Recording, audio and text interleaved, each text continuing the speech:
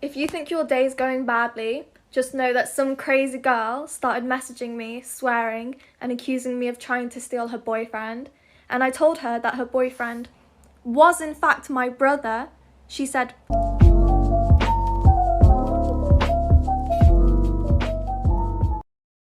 "That wouldn't stop you." I'm sorry, what? I had a crush on my brother's best friend. We're gonna call him Pedro. One day, my brother and Pedro had a plan to go to the beach together, and then Pedro invited me. And I was like, let me check if I have something to do. I don't. I'm going. I'm gonna go, Pedro, don't worry. The night before, I was like, I need to look scandalous. Like, so scandalous. So I remember I wore this two-piece bathing suit. So long story short, the day came and we went to the beach. So we get to the water and immediately I go in. I wanted to show him, like, I'm a bra girl. Oh, this is the best part. So I'm coming out of the water and I'm trying to look like a baddie. Like, I'm trying to walk out all cute, like the hair is wet and everything. And I noticed Pedro was looking at my legs. So I was like, maybe he's trying to shoot his shot. So I went to go tell him something. And I was like, why do you keep looking at me? And he was like, look at your legs. I look at my legs. There's a whole ass piece of poop from the beach water. Storytime of how my uncle got cremated alive. So my uncle was a funeral home director in New York. And due to the extreme amount of increased deaths due to the pandemic, he ended up having to work at least 12 to 16 hours a day. So of course, almost every single day he was extremely exhausted. So my uncle went into the crematorial, laid down on one of the stretchers, and took a nap. And while my uncle was sleeping, a coworker mistook him for a 52-year-old man who died due to respiratory issues. The coworker then rolled the stretcher right into the crematory. Before his coworker could notice the mistake, my uncle was already exposed to temperatures ranging between 14 to 1800 degrees Fahrenheit. Then within seconds, he was reduced to ashes. There is currently an open investigation around his death. So there you have it, kids. If you work in a funeral home, never take a nap in the crematory on one of the stretchers.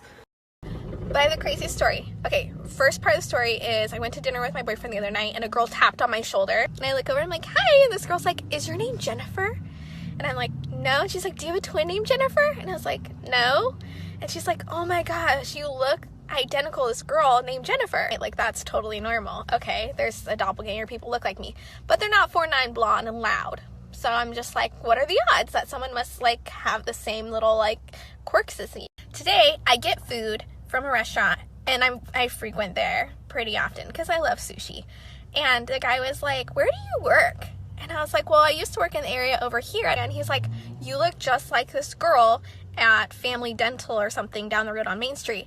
And I was like, really? I heard that the other day that I had a doppelganger. And I was like, this lady tapped me on the shoulder and asked if my name was Jennifer. And he goes, that's her name. Really short and blonde and looks just like you. Guys, I have a twin I don't know about, and she works at a dental office. So Storytime of how I found out that my mom was putting our dad's ashes in our food. Yep, our mom would put our dead dad's ashes in our dinner. So basically, after my dad died, my mom showed zero emotion. It's like she really didn't care at all. Like she kind of wanted it to happen.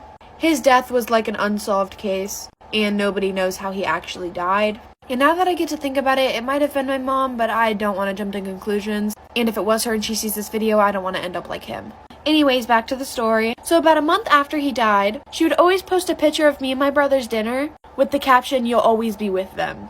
Literally every single night. And honestly, nobody really caught on. All the comments were like, we're praying, this and that. Until one day I was just sitting on the couch and I look over and my mom was pouring something into the mashed potatoes. So I go a little closer and I see her pouring the ashes of my dad into our mashed potatoes. Continuing on with the story, after I see her literally pouring my dad's ashes into our mashed potatoes, and I mean, this lady literally sees me staring at her pouring the ashes into our mashed potatoes, and she, like, doesn't even say anything.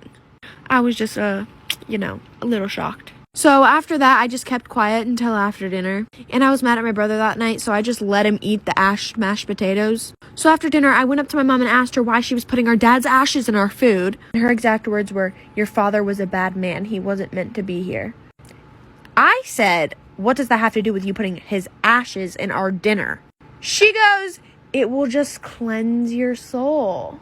The witches told me to feed my children's father to them. Bishwe? I ended up telling my brother, but then me and him decided not to ever say anything ever again because we don't want her little spirits telling them to do the same thing with us, so... Crazy ass story time. 23 years ago, there was this mother of 2 children who just recently had a 3rd child. Soon after, the newborn baby was sleeping in the nursery while they were throwing a house party, and unfortunately, during the party, the house caught on fire. Everyone scrambles out of the house and they couldn't get to the baby, and then the cops concluded that the baby had died in the fire. But her other 2 kids made it out alive. And even though the cops told her that her baby had died, she refused to believe it. Many years later, the mother took her 2 children to a birthday party, and there was this other woman there with her child. And now the mother looks at that child and is in shock because she looks so much like her other 2 kids. She goes up to the little girl and says that she has bubble gum in her hair so that she can steal a few strands of her hair. She took it to a lab and they DNA tested it, and that little girl was her child. So it turns out many years ago during that house party, a woman that the mother knew went upstairs, took the baby, and started the fire so that the baby would be declared as dead and she could easily get away with kidnapping her. And then she ran from the cops and they can't find her. Okay, so this is a story time of when I worked at this fast food restaurant. So I was a lobby closer after I got out of school. I go to work and I wouldn't get out till like 12 or 1 in the morning.